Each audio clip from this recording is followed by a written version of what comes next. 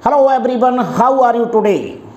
Welcome back to my class Sukhdev Patsaria Chemistry Classes Gwalior for G, NEET and Board Exam Preparation.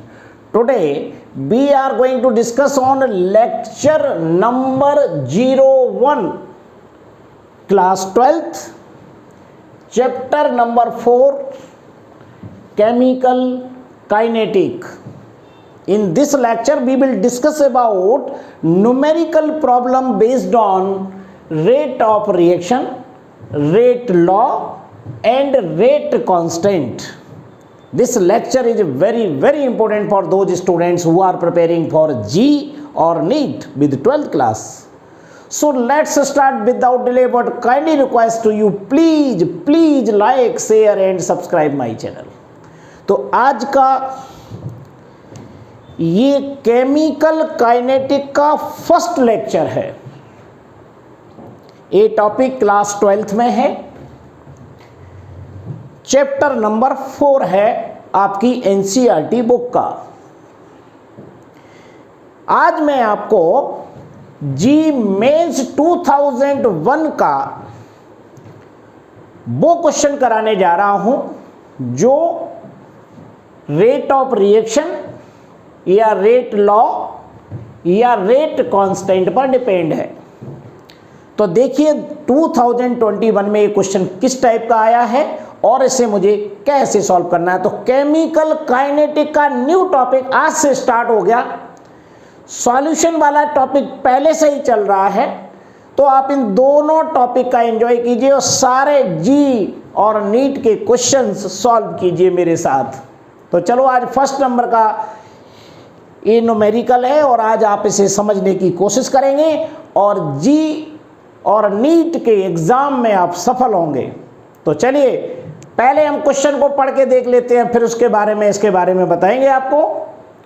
तो देखिए क्या लिखा हुआ है इसमें, for a first order reaction the rate of the time for 75% completion of a reaction to the time for 50% completion is integer answer आपको देना है। क्या मतलब है इस क्वेश्चन का, पहले तो आप इसको समझ लीजिए, फिर समझ में आएगा कि करना क्या है।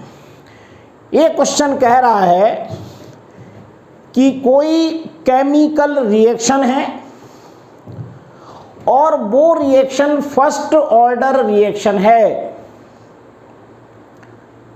ऐसी रिएक्शन को 75% कंप्लीट होने में कितना टाइम लगेगा।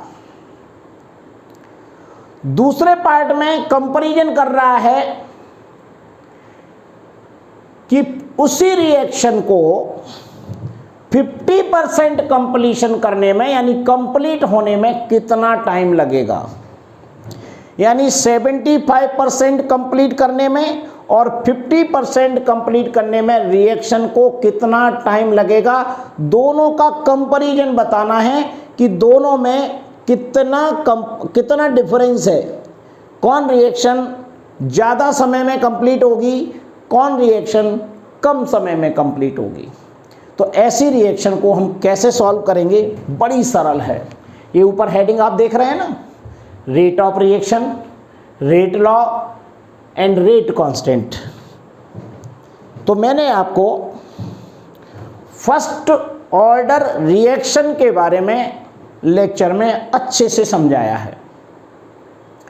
तो सबसे पहले जान लिए फर्स्ट ऑर्डर रिएक्शन में कौन सा फॉर्मूला इसमें लगेगा और उस फॉर्मूले को 2 बार लिख के उसका कंपैरिजन कर दीजिए, ऊपर नीचे लिख दीजिए, आसानी से क्वेश्चन सॉल्व हो जाएगा।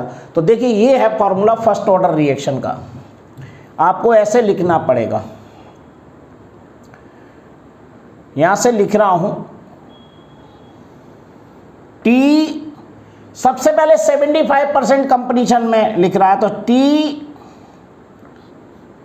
75 इज इक्वल टू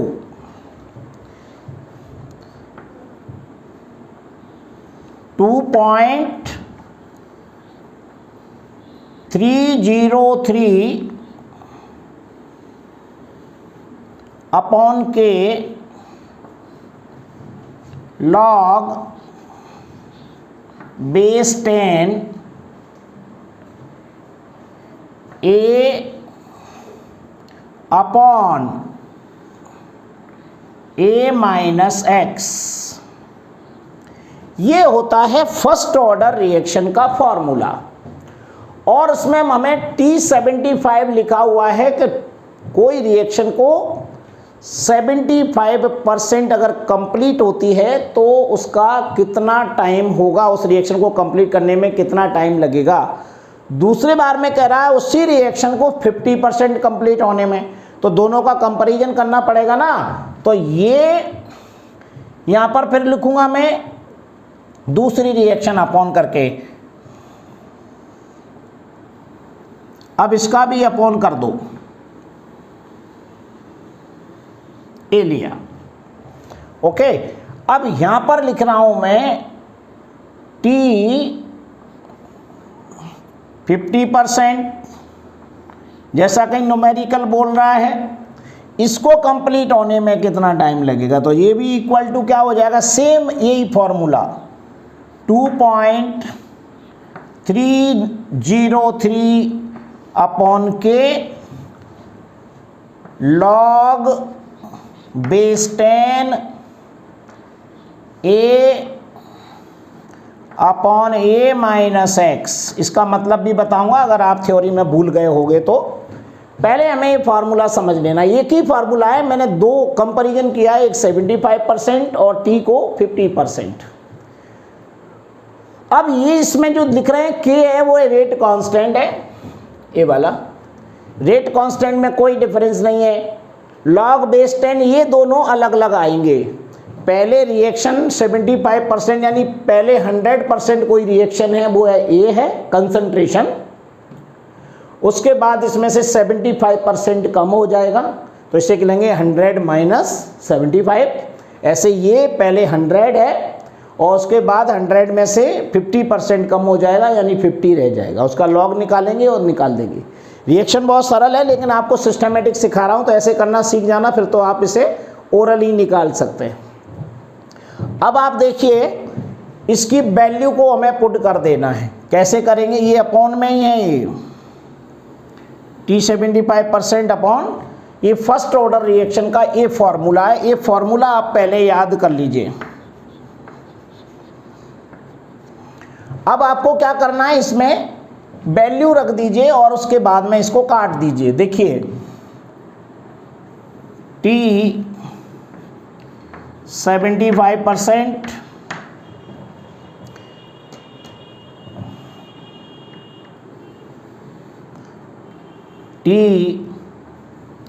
T50% पूरा लिख करके या देखना है अपन को,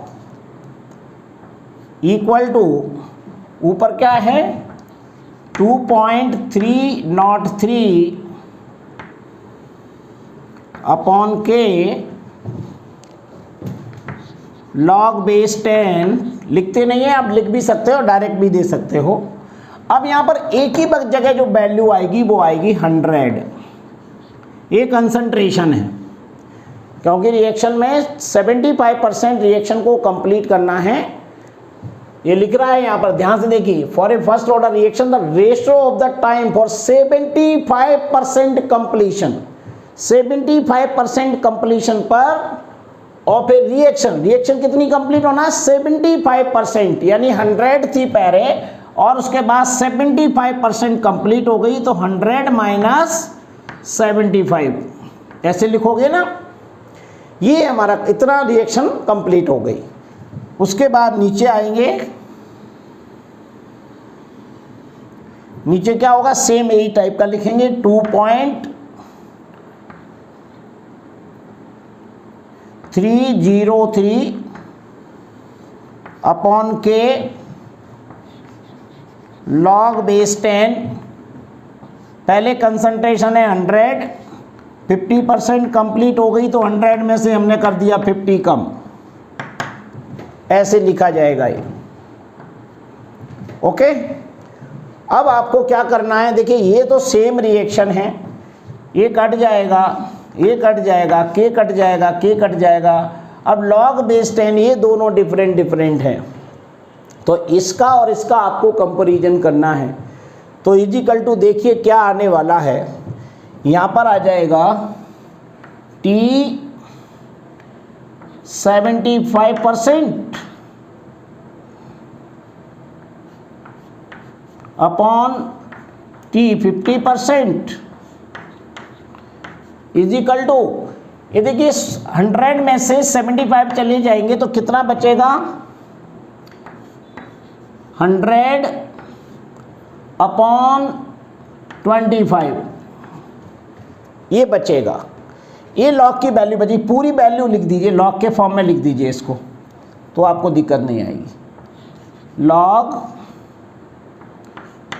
100 अपॉन 25 अपॉन लॉग 100 अपॉन 50, ये देखिए ये आ गया आपका। यहाँ पर इसको काट दीजिए, 4 आ जाएंगे, यहाँ से काट दीजिए 2 आ जाएंगे। ओके, आंसर अगर अपन निकालेंगे तो ये देखिए यहाँ पर आ रहा है log 4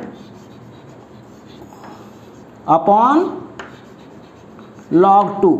log 4 और log 2 की वैल्यू आप जानते हैं, नहीं जानते हैं लिख लीजिए। log 4 इजिकल टू होता है 0.602 और log 2 की वैल्यू होती है 0.301, कट जाएंगे 2 आ जाएगा।